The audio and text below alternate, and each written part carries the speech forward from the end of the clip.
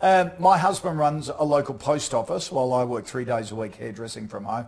My issue, I find it hard to ever save as I feel my hairdressing money is grocery money and for pleasure, and most of the time everything goes out of the post office to pay the bills. So I find it hard to write up a budget. My husband is definitely the money man. I'm the spender. I've never been great with money. I'm eager to learn as I've joined up to learn more, but personally I'm embarrassed that at my age I don't have a lot for myself. It's a really vulnerable position, and Exactly. we've got lots of friends in this exact same position, don't we? I mean, the embarrassment is what she's feeling. It's not necessarily what anybody else would be thinking of her. So I think she's making the first step by saying, I actually want to learn more. So the best way is just to think, well, that's the positive thought here. Put the embarrassment aside, because there's a lot of other people that are just burying their heads in the sand and not even making that first step. Yeah. And so then she can go on and make a budget. And I think if she actually makes a family budget, she then might not be such a spendthrift and get more excitement at seeing the saving grow and thinking, where I'm actually helping my husband pay the major bills like the mortgage, and would feel better about herself when she thinks, well, I shouldn't spend as much. She's obviously thinking that way, so she'll actually get more esteem. And in week 4, we look at how to have a better financial relationship with your partner, because this one's a classic case.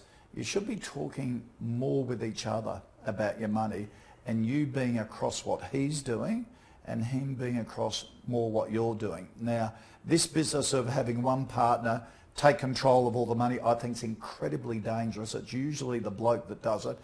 It means you're incredibly vulnerable. And we give you a few tips on how to make that work a whole lot better. If your husband says, don't you trust me, why should you know? It's not not a matter of trust. It's not about trust. It's also It's what happens if protecting he yourself. gets sick. What happens if he can't and you know, he's for whatever Gets hit reason. by a bus exactly. But But as you said, Lib, really saying, you know what, forget the embarrassment, start learning. It's never too late to learn. It's never too late to learn. It's never too late to learn great habits. Exactly. And another aspect that I've recently come across, in this same scenario with a husband thinking, oh, it's okay, I understand the money, I'm happy to do it. I won't bother telling my wife the real situation because it might just upset her. And it's actually created a lot of stress because things haven't gone so well. So he's left it so long and he thinks, well, I can't start talking about money now. It'll be just way too much to hit her with. And so he's carrying all that stress because their finances sort of gone backwards.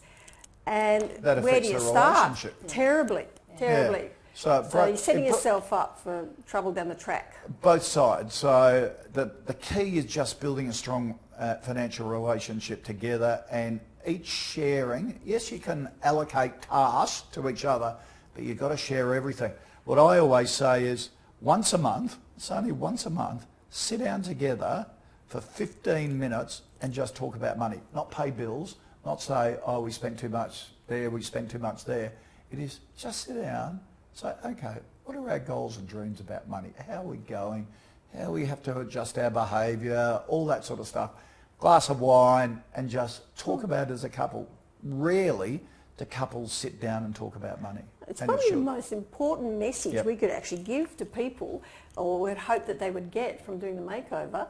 When you're in a partnership, it's all about sharing that load and creating understanding. Yep.